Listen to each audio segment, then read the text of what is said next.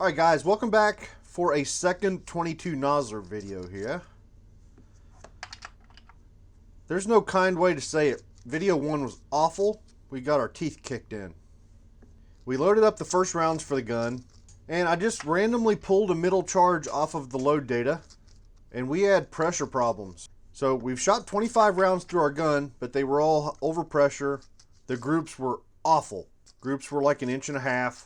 So it's time to reset. It's time to start over. It's time to cast a wide net and hopefully characterize our gun a little bit better today and characterize some of the powders that we're wanting to use. We're starting from nothing. We have no reference other than Nosler's load data. And we're 0 for 1 with Nosler's load data until it proves itself a little bit more. So one thing I didn't really talk about at the end of the last video because I was just kind of a little bit flustered and didn't know what to think. But so we fired 25 rounds through our gun. Got our scope sighted in, fired a couple groups. I brought the gun in and cleaned it thoroughly. Like scrubbed the dog crap out of the barrel. So I think I've got it nice and stripped down, and at this point I'll consider it broken in.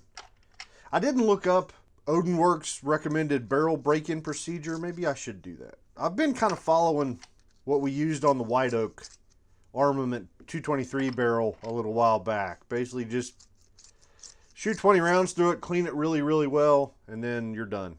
It's broken in. Congratulations. Enjoy your new gun. So that's kind of where we're at this point with this gun and this barrel. So back to our load data.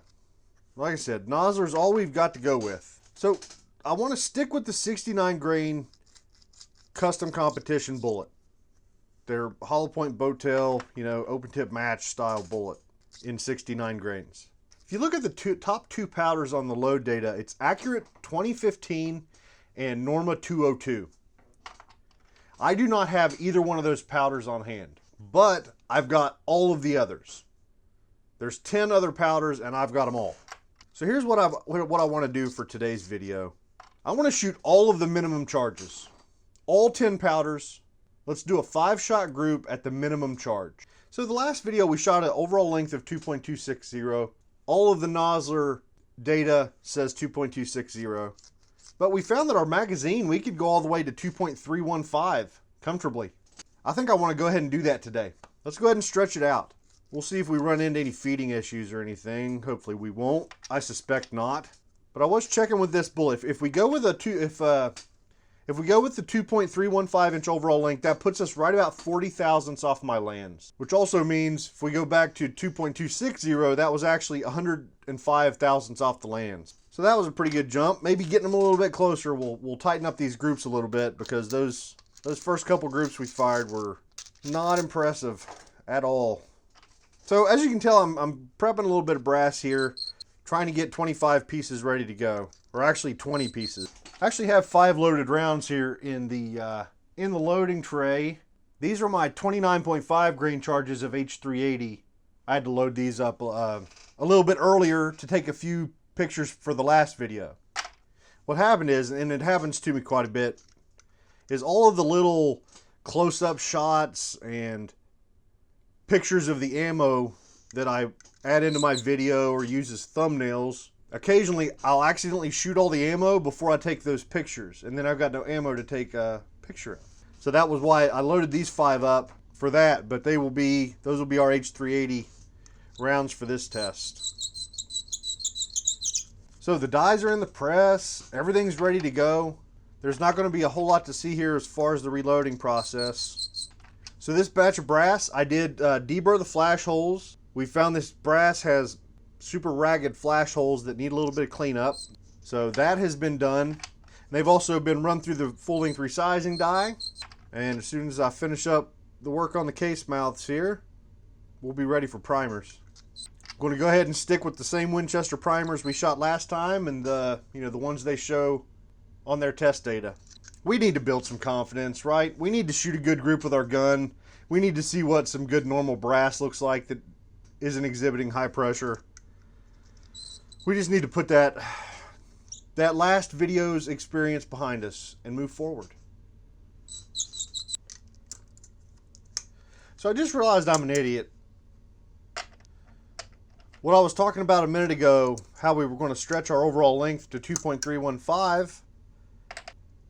Well, I've already got the 5 rounds with H380 loaded up at 2.260.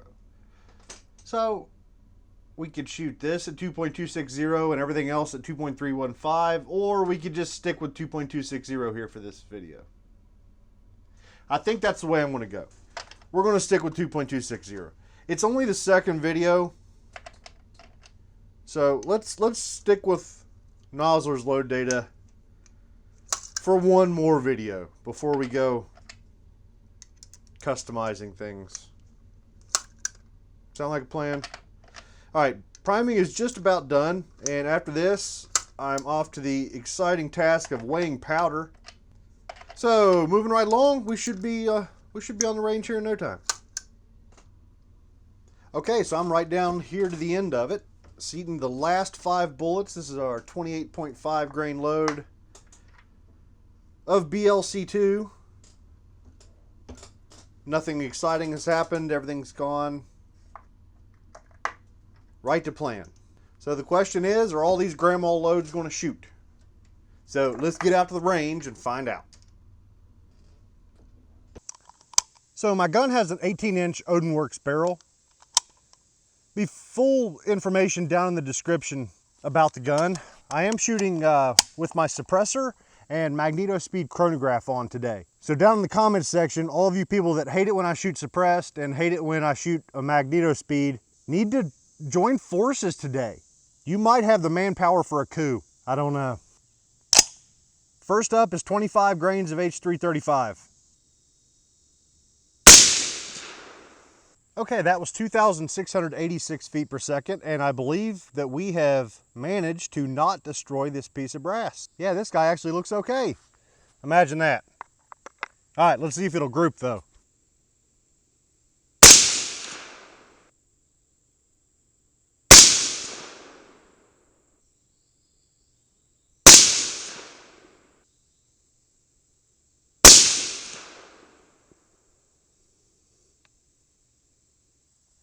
Okay, so it looks like 3 out of those 5 pieces of brass show that same problem from yesterday.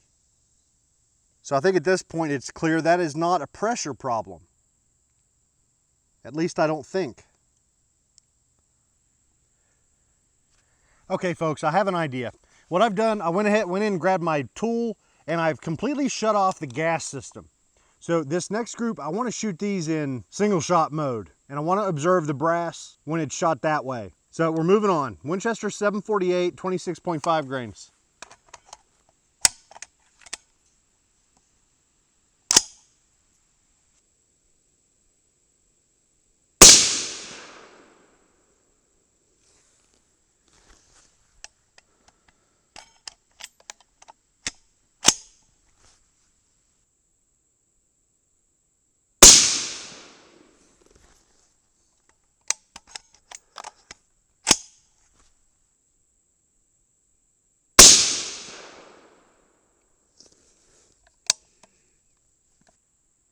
Okay, now this round, the bolt is really sticky, like really sticky. The first 2 slid right out and they didn't have any of those crazy signs on them. So yeah, this guy's stuck in the chamber.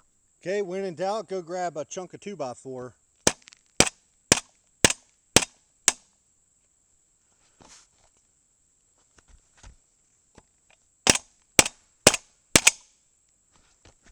There we go, finally. And then it got itself stuck again. There we go. Yeah, and that one, as you might suspect, shows the problem. Got a little ejector circle, and then over on the extractor side, the rim is dinged up and possibly bent a little bit. So maybe that's what's going on. You know, maybe there's a burr in my chamber or something. For some reason, it's getting a hold of these and not wanting to let go of them. Let's go ahead and move forward. I'm a little bit baffled.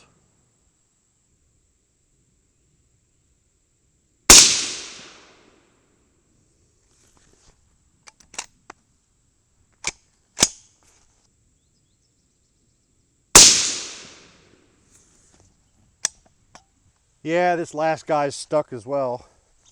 So 2 out of the 5 there. That one tapped out a whole lot easier. And its damage is a bit more slight than the other one. I need to take a break, think this through for a second. Okay, so I stopped for a few minutes to do a little bit of research. From what I'm reading, I think I've got a burr in my chamber. Shot's getting fired, brass is getting stuck in there, bolt starts to unlock and rotate and just rips the crap out of the rim. What I do want to try first though is a different bolt carrier group. This is the bolt carrier group that's lived in my 16-inch 300 Blackout, and we've been using it in my 223 lately. It's a good bolt carrier group, nice and worn in, no problems. So I want to go ahead and shoot a group or two with this guy and see if the symptoms change at all. And if they don't, we'll just stop shooting here in a few minutes. And you know, like 1 or 2 more groups and then we'll stop. Because I want to get some feedback from you guys. Maybe I'll call Odin Works, something like that. That's kind of that's where my head's at right now. So let's move forward, 26.5 grains attack.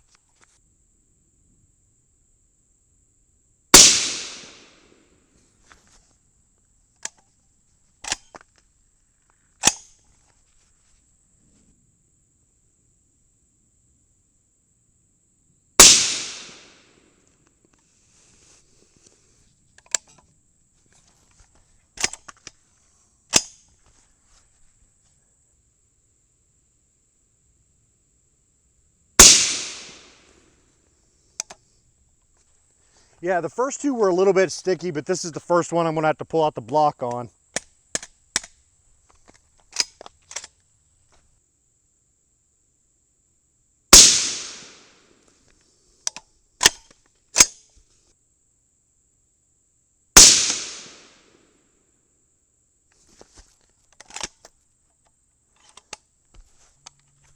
All right, 1 more group before we quit.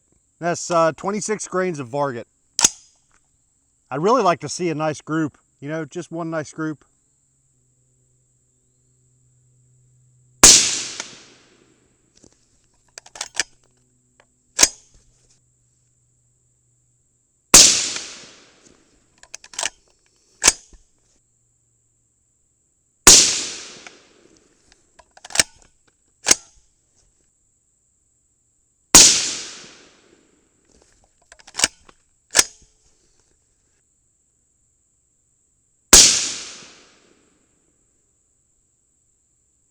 Hey, we finally shot a halfway decent group.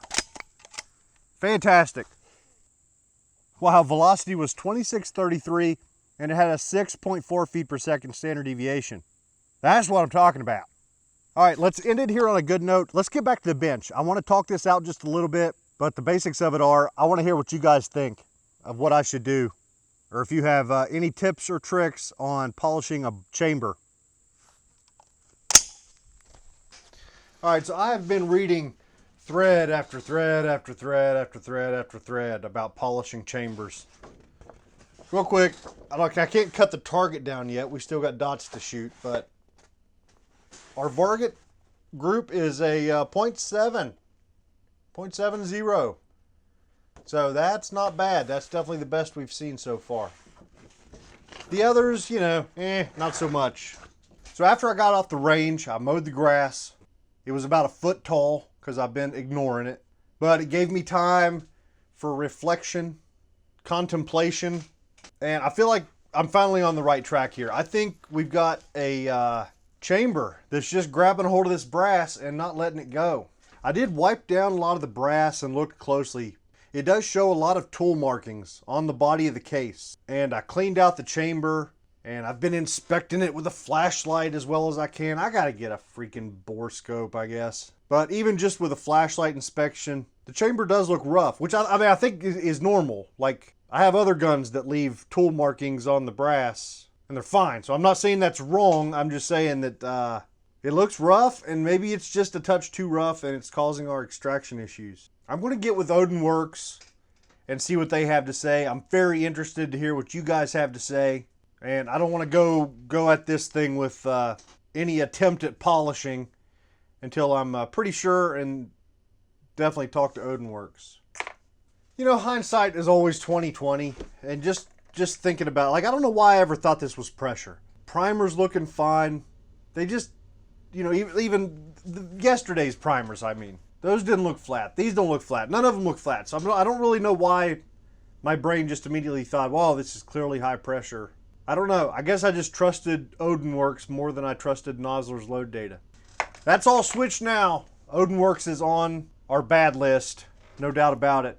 So looking at the velocities we did get from the 4 groups we shot today, we're lagging about 200 feet per second behind what they show, you know, for the 24-inch test barrel on the Nosler load data. That's not bad. 6 inches a barrel for 200 feet per second. So it seems like a decent exchange, but that tells me that these 69 grainers, I mean, we should be able to hit 2,900 feet per second and approach 3,000, or get in that range, I would hope, once we finally get a chamber that'll let go of our brass. So I think that's it. We're going to call this done for this video. I'm not going to do anything else 22 Nosler wise tomorrow. I'm waiting on your feedback. I want to talk to Odinworks, which means that tomorrow's video will be something else. So today 22 Nosler, tomorrow we'll probably go back to 223, and then maybe the day after we'll be back on the 22 Nosler caravan, assuming we have something to do, you know, assuming at that point I've got a game plan in mind. All right, so if you'd like to support the channel, patreon.com/reloading is one of the best ways, and I will see you guys tomorrow.